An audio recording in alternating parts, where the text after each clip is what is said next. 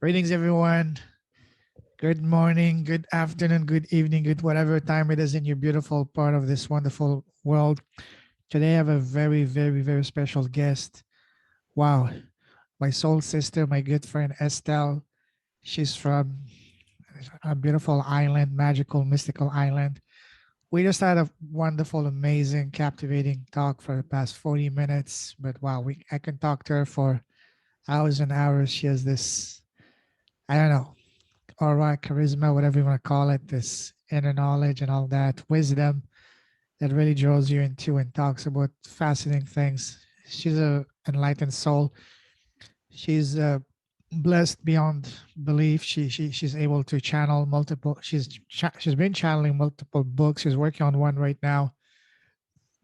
And then we got connected through a friend of ours, Nicolette, and we had a wonderful chat last week. And then, wow, she's doing a lot of things. I can talk. I'm probably going to butcher it, but I will let her say all that she does. But because that is beyond fascinating.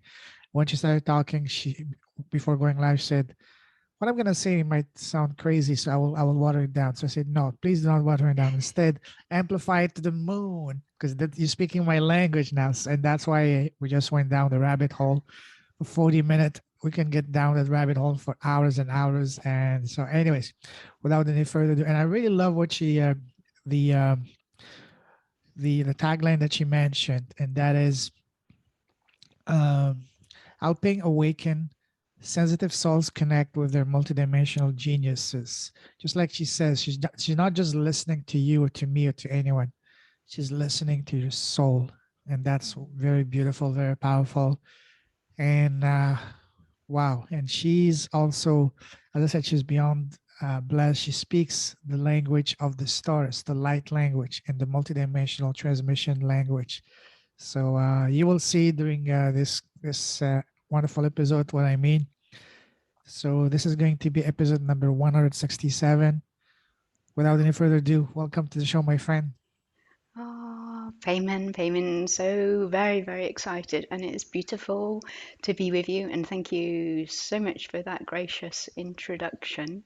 And I would like to say, then, all of those beautiful things that you've said about me, let me be a mirror and let everybody know that you have all of those gifts within you and all of that beauty within your soul as well. Very welcome. Pleasure's all mine. So I'm very looking forward to this beautiful conversation with you here today. So as I mentioned to you last time we spoke, the type of conversation I like to have on my podcast is to have a look under the hood to see what's in your heart. Hence the name Leaders with a Heart. To get to know who's Estelle as a person, as a human being, first and foremost. Before we're going to talk about your achievements, your business, and impact you're having a little bit later. But first and foremost, I and everyone want to know who's Estelle as a person. So tell us, for people who don't know you, who's Estelle as a person? Okay. Oh, wow. Great searching question. As a person, as a human Ah. being, as a multidimensional soul, you know. Let's see where this takes us. Um, so, I am a student and multiple graduate of the School of Mistakes. Essentially, I've learned through being dismantled and taken apart by spirit, Wow. and having a lot of very, very powerful experiences in life when I was spending so much of my early years, practically 4 decades really, taking advice about what I should be doing in life from external sources, and particularly from people who were not sensitive, didn't have the sensitivity gene, and were not awakened. And of course, that led to me becoming, as a very, very sensitive soul.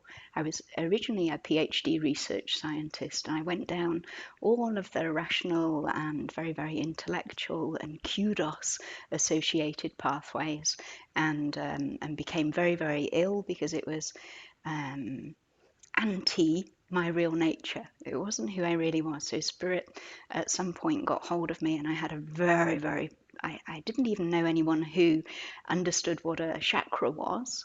and I had a full, off the charts Kundalini psychosis style awakening that blew multiple aspects of my consciousness out into the galaxies. It took me a long, long time, about 10 years, to really fully come back into connection with my physical body after that experience. So, you know, I guess that really sums it up. Somebody who learnt from the University of Life, but really somebody who has learnt um, about their true nature and their true soul path by following something very, very different and unhelpful for many years. So 40 years is so funny, Payman. If I may tell you a little story at this point that's just flashed into my mind. Sure. One of my great, great teachers was a Qigong master who was trained in a lineage connecting all the way back to um, the last living incarnation of the Bodhisattva Kuan Yin, and I was on a retreat with him, 7 day Qigong retreat in Portugal, and by the end of that, you're pretty much blown open. And I had a spontaneous past life regression in one of the sessions, and I was kind Wow. of like holding my heart open to the heavens and saying, I'm here, I'm so sorry about everything, but why has it been like this? Lots of people talk about ease and grace, but often for very old souls, the multidimensional awakening experience can be very far from easy or graceful. And I was moaning, as Hafez would say, haggling about the price, um, and saying, why has it been so difficult? It's like 40 years wandering around in the desert, and all of these Buddhas appeared around the rim of a circle, and they were smiling and laughing, and they say, we think that's still a good model, you know. You're only getting started, my friend. So I mean, and that's, so if there are people out there who feel like they're old souls and they're awakening or very much awakened already, and they feel like they're not getting that ease and grace experience that everybody loves to bang on about, I'm saying to you, you're okay, you're on track. Some of Mhm. the biggest lessons, if we are here to really be multidimensional vessels and receive ourselves, then our soul will go through a massive adventure of contrasting Sure. experience before we Absolutely. get there and become the people that can transmit all of these beautiful energies that we're here to share with the world. Absolutely love that. So I love the way this has started, but we're going to unpack all of that in a moment. So now I'd like to ask you a series of rapid fire questions to further get to know you as a person. Ready? Aha.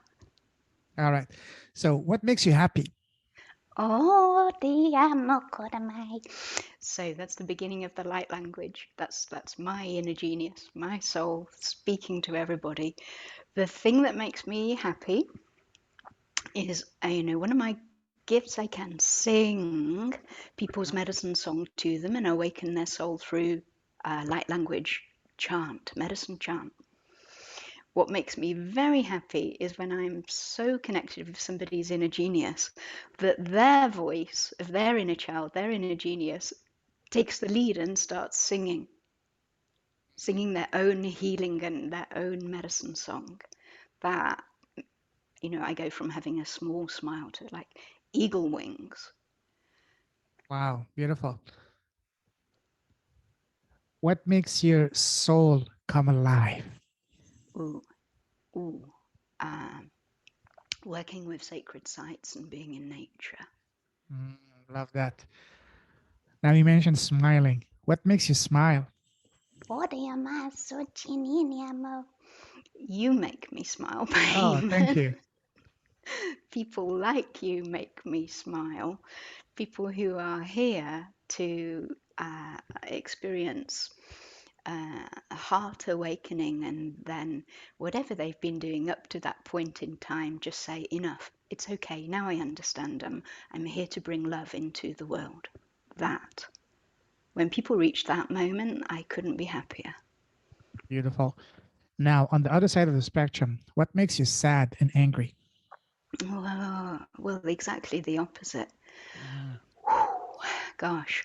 Um, do you know the word that's come straight from spirit? And I would never normally say this. So we have to unpack what they really mean, I think. Ignorance. Yeah, and Yes. I'm not pointing the finger at people who are not educated. I think what spirit is really saying there is all of the pain and suffering that we experience. I mean, ignorance in the Buddhist path is one of the major roots of suffering in the world. It's ignorance of how much love there is available and how much capacity there is to transform ourselves, and um, anything that distorts that and corrupts people's ability and shuts down, dumbs down people, and limits the amount of access they have to the kind of frequencies that you and I treasure and relish being um, present to. That makes me very sad. Yeah, anything that Indeed. is dumbing people down when they should be lighting up and Yes, growing more and more intelligent. I'm with you on that.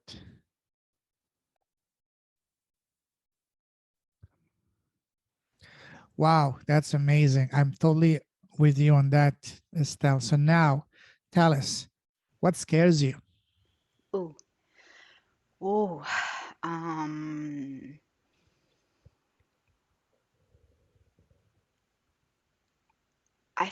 I'm going to be really honest. What scares me is what I see in terms of people abandoning their souls, abandoning themselves, being drawn, their attention being drawn out towards very superficial images in the outside world.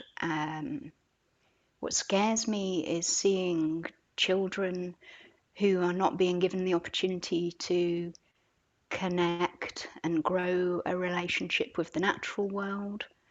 Um, and similarly, being given so many distracting and colourful images and videos rather than having a relationship with books Oh, yeah. where they simply hold a physical book, something so sacred and brilliant about holding a copy of a physical book in a page, turning the pages, and actually allowing your imagination to develop as a child by entering into a relationship with the author, reading into the multidimensional space in between the lines of text. That's how we grow as souls. And if we are depleted as children in that respect, then I fear, I'm scared for a world where children haven't had the opportunity to grow and build and develop a strong imagination. Because if you don't have imagination, I magic in action, how are you going to be able to take difficult life situations and be able to imagine that things can be different? When you get into difficulty in life, you need your imagination to be able to understand that this isn't the only experience possible for you, that other outcomes and possibilities um, are there waiting in the quantum realms for you to connect with. But if you don't have an imagination, then when it comes to a difficulty in life, you will get thrown back on inadequately developed inner resources. And so the threshold guardian you will meet when something new comes into your life that you don't understand will be fear based. And there's no room for soul evolution or expansion, um, no room for human beings to tap into, tune into, touch and savor different dimensions of experience if we don't have a threshold guardian called our imagination meeting us when we meet something new beyond what we currently know and saying, "Come in, there's a beautiful log cabin. Here, put yourself on this hand carved chair. I'm going to give you this lovely, lovely, sparkling, bubbling goblet of magic. I want you to take a deep draught. Now, what do you see? Now, what's possible? Before you saw things that were frightening and everything was closing down. No, no, we need to meet with our imagination and be those beings, those creations in life that can live in the hinterland and say, okay, this isn't what I would have scripted, but there must be some deep wisdom and a possibility for deep soul growth here if I can meet with these inner resources and not just be funneled down into the darkness of underdeveloped inner resources. Love that. Wonderful.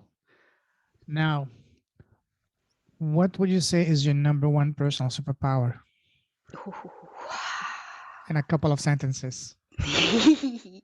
Connecting with people's multidimensional genius, being able to feel in their body where the cellular memories are that are inhibiting their evolution. Beautiful. Love that. Now, let's talk about something that is fun. You love traveling, right? Yes. What was the very first trip you took? Does that mean abroad or just Up or to you. anything? Whatever you want to share. Mm. Mm. Let me have a think about this. Let me tune in.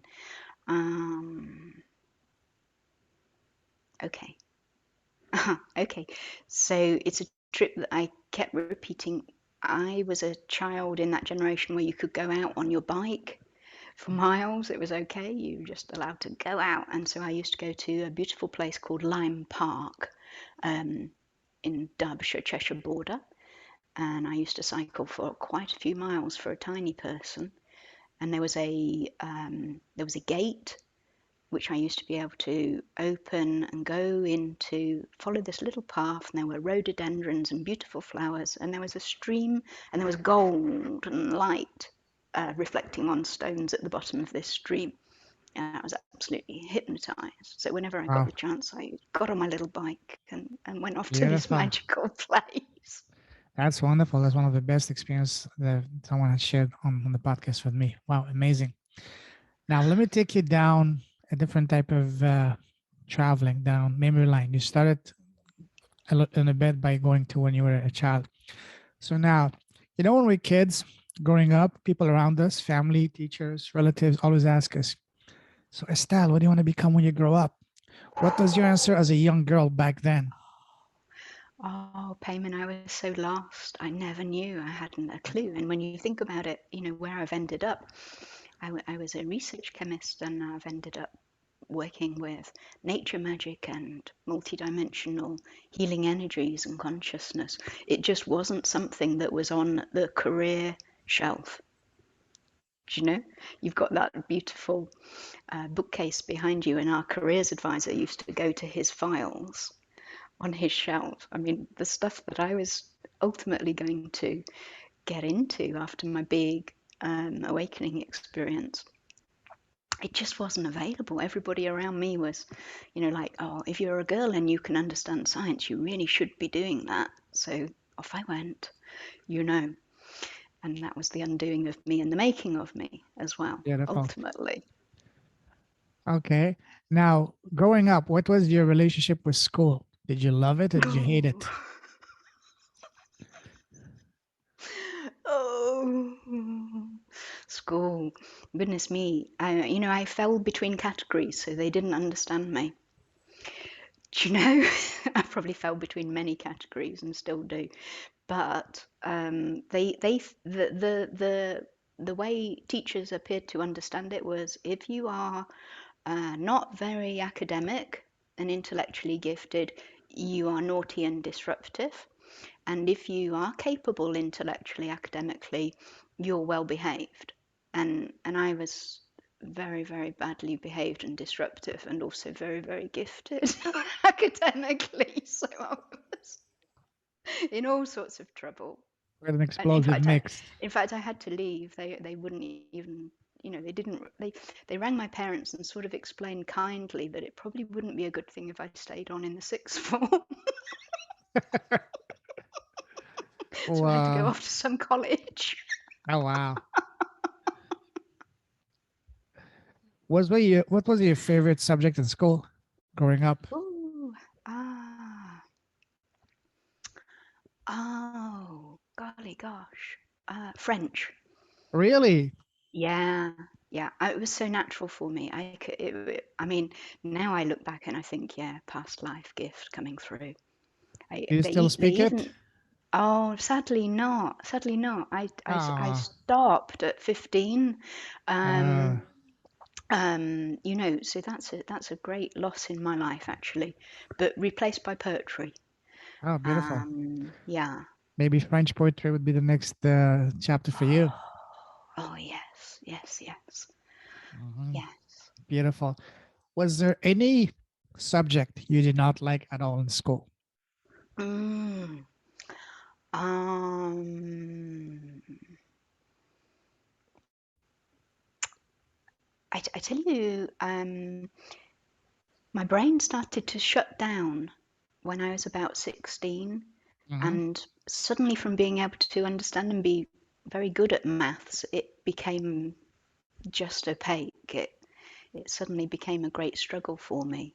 I now understand what was happening in my brain due to trauma at that stage and why I suddenly struggled. Because before that, as a little girl, I was just naturally pulling in multidimensional information and it was like breathing. It's like you want to know the answer.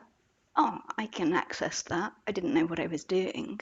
And then as my life became increasingly shut down to nature and more rational, that ability abandoned me temporarily.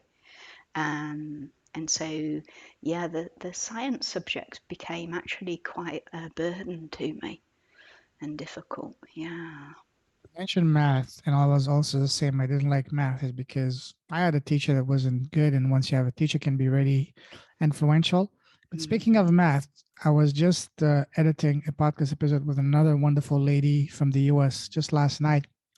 She said something similar. When she was going to school, she was never a fan of math, but then later on in life,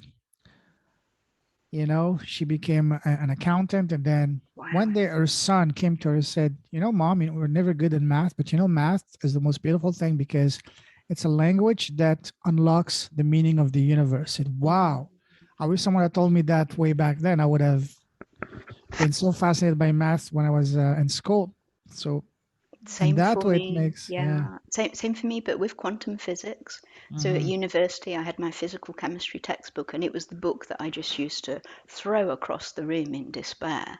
Never be able to understand all of these massive functions and Schrodinger's equation. And then, later in life, when I met people that could teach me about quantum field science, and it became like this beautiful bridge between the rational part of me that I had got so hurt by and the feminine intuitive. So the rational mind and the feminine intuitive were kind of harmonized and brought back together later in life by a new teacher exposing me to quantum physics and what it meant spiritually. That was very deeply Oh, healing when yeah. that happened. Yeah, I can see that. Same here.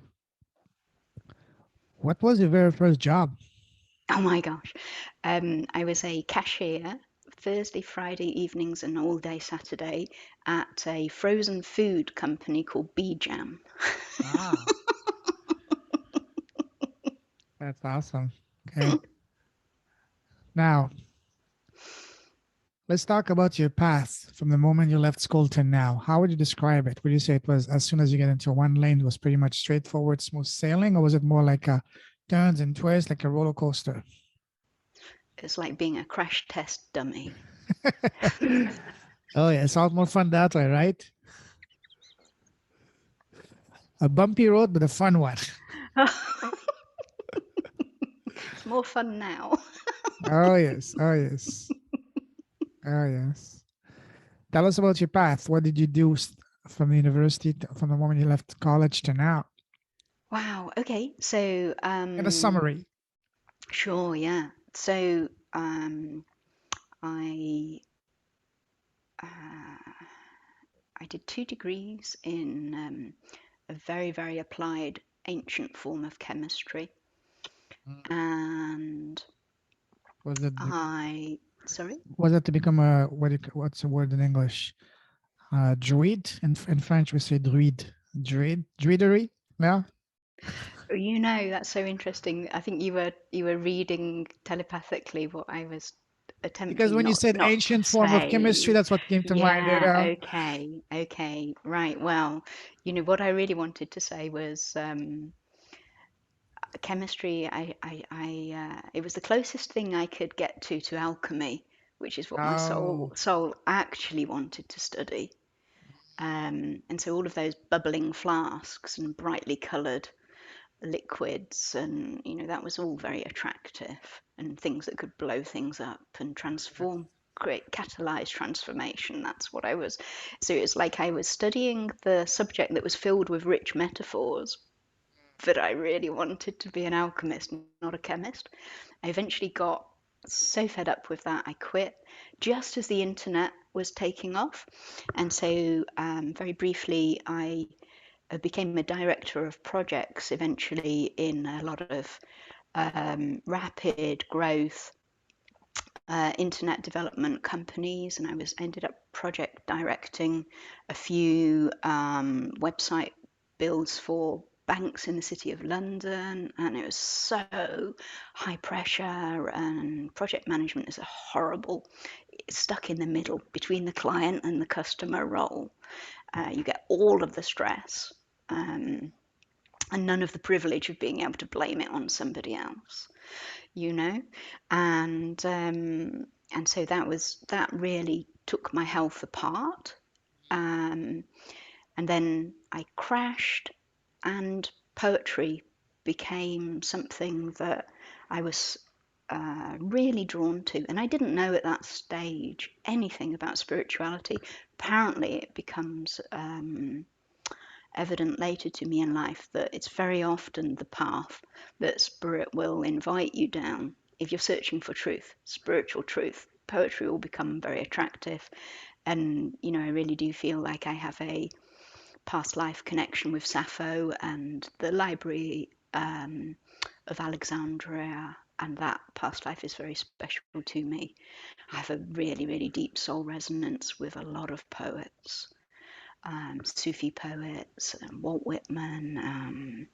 So I went down that path. And if you, I say in my book, Be Who You Came to Be, when you go searching for the truth, be very careful, because it's very often not what you expect. And that caused a massive, eventually that path, following the poetry path, led to the Kundalini crisis. Then lots of years doing, after being in the ivory tower at university, postdoctoral research fellow and then director of projects for website builds in the city of London, suddenly the only work I could do, because my central nervous system had been blown apart by this connection to life force, I worked on my health for many, many months and regained the ability to go back into a council office and do data input. That was a massive achievement, when I could actually be stable enough to just turn up to work and do data entry. And then I built up from there. By the time I got to 39, I was so fed up. Um, a lodger came over from Australia. Somebody came over from Australia who I met through a writing group. She, to cut a long story short, reignited my spiritual path, and I went to see a psychic after she went back home to Australia for a year of living with me. And I sat down opposite this lady, and she had a big quartz crystal, and she held on to it, and she looked at me and she started laughing. And I was like, well, that's not very friendly, is it? It's a bit rude. I've paid her a lot of money and she's just laughing at me. What is going on? And she said, well, my dear, there's absolutely no need for me to do any preparation. Your spirit has thoroughly dissembled your ego, taken you to pieces, You have Grail knowledge. You have the Eye of Horus. Wow. You have the healing hand. I think you ought to come and work with me. Wow. And I was like, I don't understand a word she's saying. Is she bonkers? Can you translate that to me, please? Yeah. Yeah, which is probably, you know, maybe what some people would. Who was that lady? Was she a medium or something? Yeah, very, Okay. very talented. And she was one of the senior lecturers of the School of Psychic Studies, College of Psychic Studies in London, which is very prestigious Oh wow. establishment. I didn't know there was such a thing. Oh yeah, Wow. yeah. A lot of people actually have a point of connection there. And she took me off to Egypt, and we were channeling um, during the Arab Spring. If you do you remember that, Payman? Yes. Yes. About 10 Yeah, years yeah. ago. Yeah. Yeah. Yeah. So everybody was told, "Don't go to Egypt," and Oh and yes. my psychic teacher um, channeled precise dates and said, "We'll be safe." And I was reaching just a dead end. Like, when you're, well, I don't know if you do know, but when you're on completely the wrong path, everything shuts down for you in life, and no synchronicities come, and you think, what next? And then there's a thread that you have to follow. Yeah. And so I had this choice. I was given a reading by a Sangoma, and they said, you need to follow the way of the shoe, like take your own path in life now. And so that was just at a decision point. Should I give up my job, go traveling around the world, or just try and be normal? Just carry on attempting to be normal and just ending up ill all of the time. I just was not fascinated by the prospect of getting new kitchen worktops, twice in a decade, or working towards those things. There was no pull, no call, no attraction for me at all.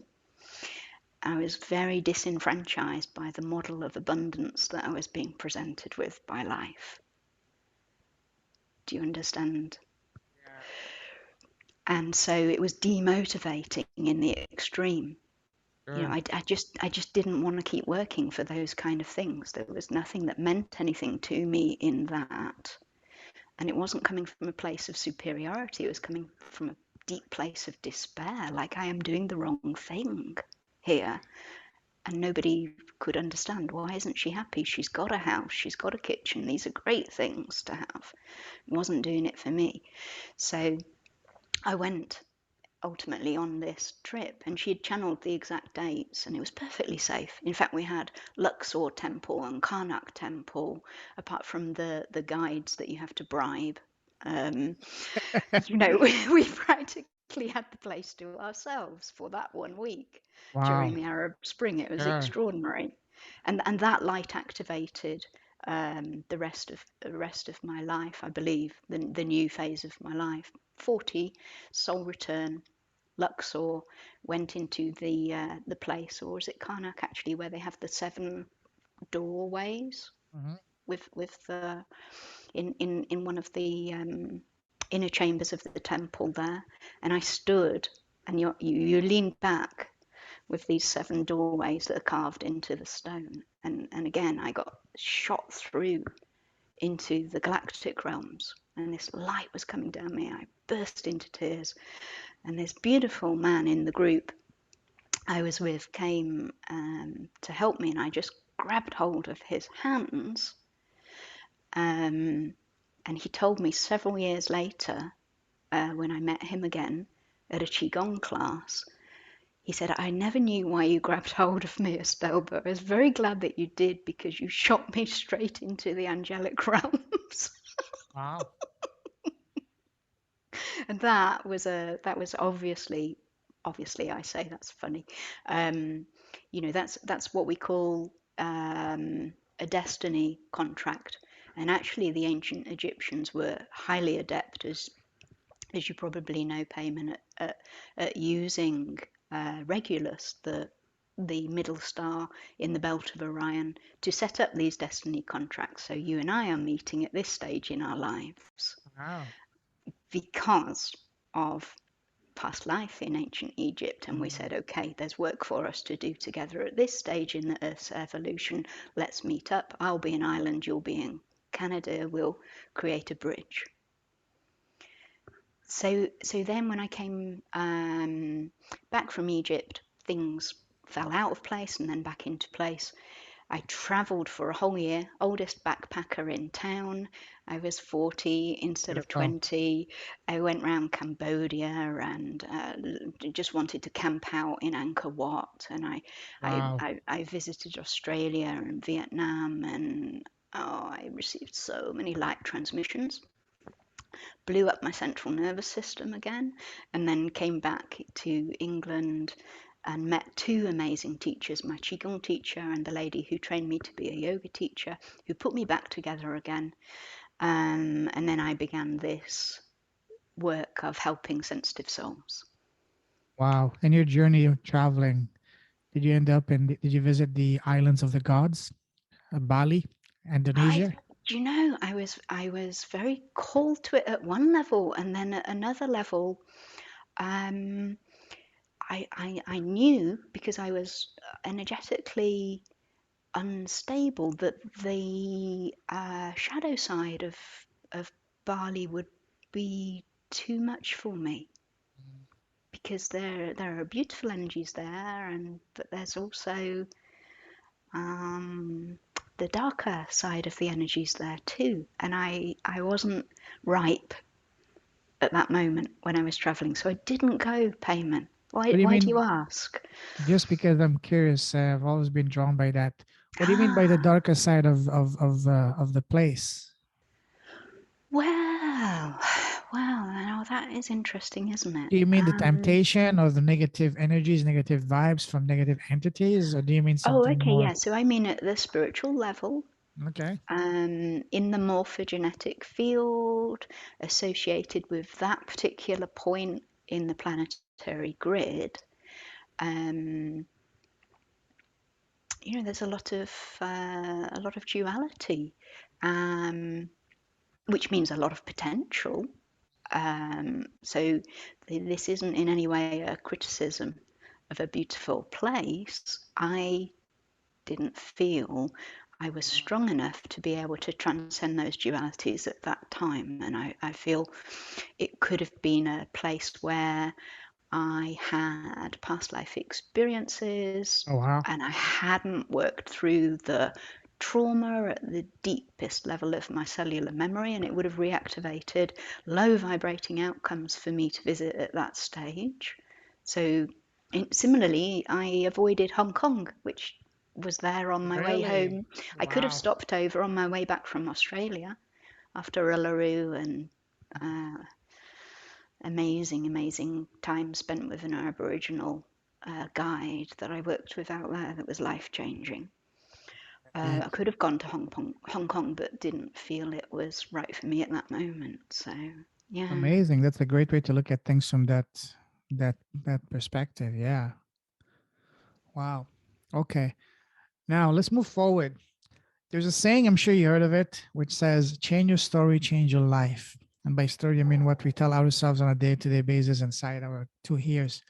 So when you, Mm. Estelle, had to change your story to either change your life or bring your life to where you wanted to be, how did you do it? Was it through the help of friends, family, coaches, mentors, books, videos? Tell us the process that you used to change your story, to change your life. Okay, so that was like going and doing a second PhD. Oh, wow. Um, I read hundreds of books. I visited all of these different cultures. Hmm. Um, you learn so much about your limiting beliefs and your habitual beliefs that you don't ever challenge when you go to a foreign country, and they Hmm. simply do everything differently there. It's like that LP Hartley quote, isn't it? The past is like a foreign country, they do things Hmm. differently there. So, So the University of Life and my second unofficial PhD is Okay. how I made this change in story. And the actual change in story I am still passionate about sharing with my soul group, the people I'm here to help, is, we, because we're so influenced by people who don't have that sensitivity, and the sensitivity gene, now a proven concept, now a proven thing in science. We listen to other people's standards, we're influenced by them, and we think that because we aren't as resilient, we don't bounce back, we care about things too much, we're too sensitive, that somehow we're weak or defective. And the story change for me was stop being ashamed that you're not as robust as everybody else, and learn how to turn your sensitivity into a life transforming gift. So see that as a treasure rather than see ourselves as failures and being defective because we don't match up with a set of standards that are prevalent in a very rationally minded, biased society that we live in, that has forgotten how to connect to great mystery and to the quantum realms, and to the divine feminine intuitive Wow. Amazing. mind. That's beautiful. Wow, we can do an entire show just on that because that's phenomenal. But let's move forward. Now, let's talk about the wonderful impact you're having in the world right now. Tell us about your business. Oh, so ah, so wow. Right at the moment, I am working one to one with people again, having spent 2 or 3 years doing group coaching programs, which I absolutely loved. Right now, though, I'm channeling a lot of books. I don't want to say too much about that, but I have a book coming out um, very, very soon, Oh, and I'm going to be sharing about something that I call the 5 pillars of multidimensional genius. Through beautiful. that book, there'll be a free course available that people can enjoy. And it's about that point I was just making about the standards that need to evolve. So I know with your book, all the proceeds of the multi-author book that you're engaged in will go to charitable causes. Fantastic. Because aren't you just sick of people banging on about 6-figure months or Oh, yes, 7K this? And I mean, there's a different form of abundance. That's one of the pillars of totally. multidimensional genius. Yeah, we need to resource ourselves, and I love having enough money. Absolutely. However, money that is earned with no attention paid to the effect that our actions are taking on communities, on individuals, on the planet's well-being, really, really no attention paid to our relationship with the universe and to Mother Earth and to our state, our natural state of interbeing, is myopic in the extreme. It's so short sighted that I believe it leaves sensitive souls feeling very disenfranchised because we know, contrasting experience, we're here to share something different and to bring things back into balance, and and uh, and so I'm developing, have developed these 5 pillars of multidimensional genius. And as you know from our previous conversation, one of those is compassionate presence, which I believe is one of Yes. your soul gifts as well. So there's that work. There's about 6 books simultaneously Wow. coming through me at the moment, um, which I'm going to be sharing. There's the one to one work, working with people to help them transform all of the sleeves of distorted experiences that wrap around their multidimensional DNA and are stopping them from bringing their full multidimensional genius and gifts into the planet. That's my big focus at the moment. And changing, one of the big journeys I believe that we need to take now as human beings is changing also our ideas about identity. And the identity that I really absolutely thrive on awakening in people is that of a world bridger. Oh, So wow. people who can spontaneously take ultra natural shamanic journeys into the quantum realms and bring back solutions. That's what I really um, am looking at. So I have a program, group coaching program, that I will teach for the third time very soon as well, which is called World Bridges Paradise. So quite when I speak about it like that, quite a lot cooking really. So when you say you're accessing the universal database, are you talking about helping people accessing the Akashic records Mm. in some ways? Yes, very much so. But you know, the Akashic is stored in the earth, and when we're fully present, mm, now this is a complex topic, so let's try and break this down a tiny bit. Step back a little bit with me. Sorry, let me just say something. One of the most Yeah. amazing ways I've heard of someone explaining that is that comparing the Akashic record to the Wi-Fi network around us. It's around us. It's everywhere. We cannot Okay. see it. All we need is just finding the right network and the password, and then you connect it to the Wi-Fi internet. And the Akashic record in some ways is the same. It's all around us. We cannot see it with our eyes, but all we need is just to know that the right network and the right password, meaning the right frequency and energy and vibration, and you access to that. So is it something similar to what you're? It's. I mean, I. Oh my gosh, there's too much to say on this topic, payment. I love that. Or but essentially, what I mean, several of my students have gone on to be really great Akashic readers, which is interesting. But Wow. my focus on it is upgrading the multi-dimensional DNA and really taking the distorted layers of particularly multidimensional and unconscious trauma from the collective unconscious of humankind, transforming that back into light so that awakened souls, particularly old souls, can get even more access into the Akashic records stored in the earth grid and in that field of intelligence that is stored in all forms of living consciousness that form part of the earth community, and then taking it even higher into the celestial realms and into the galactic realms, and becoming those people that can really become an infinite channel of ultra natural living light intelligence and reweave their soul rope by working with the different strands in our multidimensional DNA. That's where it's at for me. That's a very exciting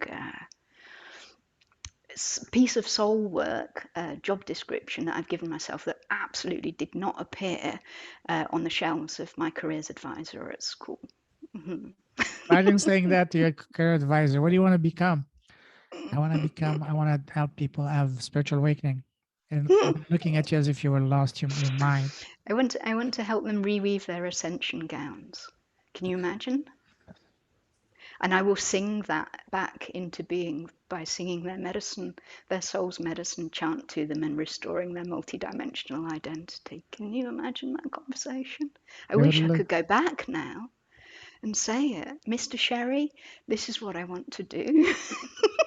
What do you think? How do you think he or she would react to hearing those words? They would look at you as if you were in, Well, you know, I kind of know how he would react because it's like when I enter into a they would send you to the psychiatric hospital, right? well, you know, when people really don't expect something, they can blank it out. They just Yeah. edit it. They just edit their reality as if it didn't happen. So sometimes when I'm spontaneously tripped into light language with in conversations with people who would just not expect that to happen, they can just edit it out. So when someone meets, you meet someone at a party or someone says, "So Estelle, what do you do?" What is your answer at a 30-second, like the elevator pitch? Oh, what do I say? I mean, it's um. Like someone meets you, say, "Oh, my name is John, and I'm an accountant," for example. What about you, Estelle? What do you do Oh, do you know? I think it's become luckily quite mainstream and okay to say I'm an energy healer. So nowadays? Yes. generally I plump for that. Remember the first time Yeah, you mentioned that to someone, and they would look at you as if you were a deer with three heads. Excuse me. What is still that? What do you? it can still happen. But it's okay. Nice to meet you. I have to go. I have to run. Uh, I was on my way to the bathroom. Okay. See you. it's funny. It's funny because these filters, spirit wants to work with us all so much. And I remember my qigong teacher saying he was at a dinner party once, and somebody had such levels of distorted energy in their energy field.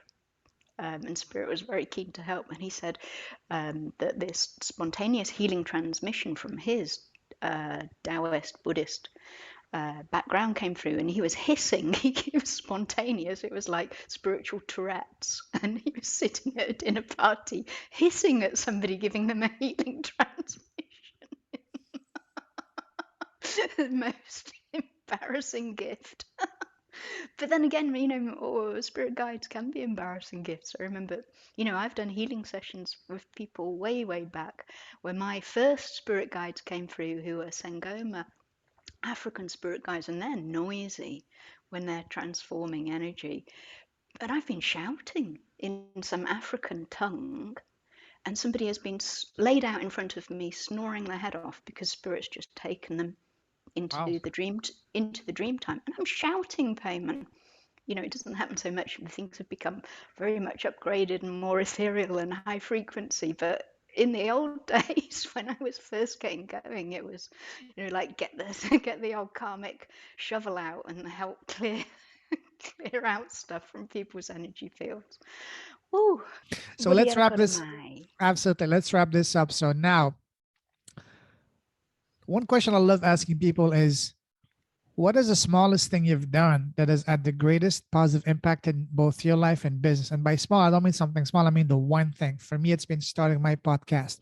Oh, What I about you, see. Estelle? What has been so far the one thing you've done that has had the greatest positive impact in both your life and business?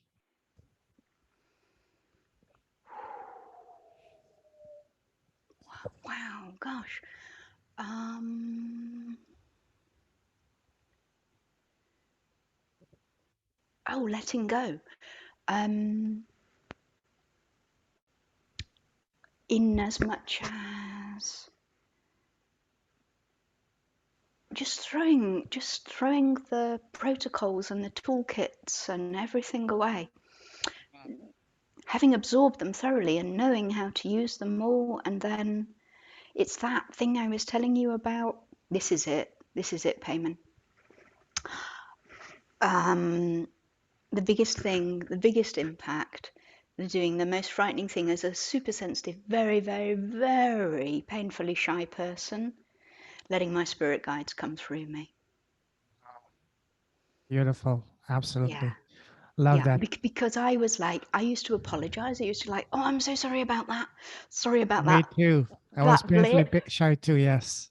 Sorry about that blip. I'll go back to the healing process that we're supposed to be doing. And they're like, every person I shared that gift with said to me, no, Estelle, I want more of that. I was Yes. very lucky with the people that were attracted to me. But that's it. That's it. What an amazing question. Wow.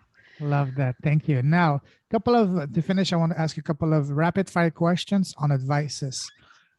Imagine now that you were blessed with a time machine. You can go back in time and sit face to face with an 18-year-old Estelle. Knowing all that you know now, what's the number one piece of advice you would give to her? Love everyone. Beautiful. Don't be frightened Mm-hmm. with whatever darkness they appear to be coming at you with, Mm-hmm. no matter how they act. Stay rooted into the ground and let Mother Earth come up through you and support you. Beautiful. Don't do it all on your own. Let all of the resources of nature come into your body and through you, and do the work for you. Awesome. Now, do you have your own podcast? Oh, um,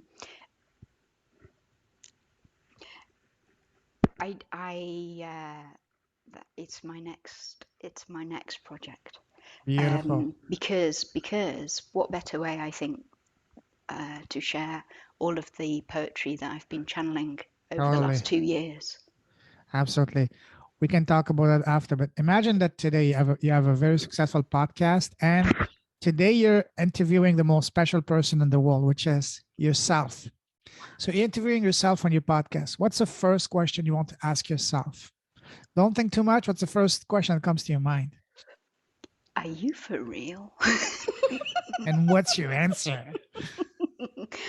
Oh, yes. Hell yeah. You ain't even seen nothing. I'm only getting warmed up. As the nature spirits in Ireland say to me, we haven't even got started yet. Oh yeah, I'm only getting warmed up. Yeah. Beautiful, beautiful. Now, if someone wants to connect with you, what's the best way to do so? Oh, go to my website, and there's a free training course there called 7 Spiritual Mega Blocks. Number Love that. seven, number seven, spiritual mega blocks, all one word. Beautiful. And then they will get updates. Really good time to join my email list, because Mhm. I'm about to share everything I've been cooking up while I've been kind of just taking a bit of a sabbatical over the last 2 years to reweave myself so that I could Mhm. come back really, really strong to cope with what's happening in the world now. So great time to connect with me, because I'm about to open up with all of my latest discoveries and things that I Beautiful. want to share. Wonderful, wonderful. That's amazing. Now, I will put all of those in the show notes for people to get in touch with you. Listen, Estelle, absolutely beyond happy, blessed that we connected. Really loved the conversation we've had today and last week, especially today, not only on the air, but off the air earlier, that we had a wonderful conversation for over 40 minutes. And again, as I said, this is only the start of our, regular conversation, because you're a joy to talk to and quite fun. And I can't wait to hear more of your pranks. My spiritual Tourette's. Listen, I salute you. You're an absolute gift to the world, gift to my. So glad that we connected. Stay safe, stay awesome. Keep shining your light. Keep blessing the world with your presence, with your message, with your pranks, with everything you do. And we're definitely gonna be talking a lot more. So as we say, have a fantabulous day. Brilliant. Talk to you soon. Take All care. right. Much love to you, Payne, Same. as well. Thank you so much. You're welcome. Cheers. Bye. Bye.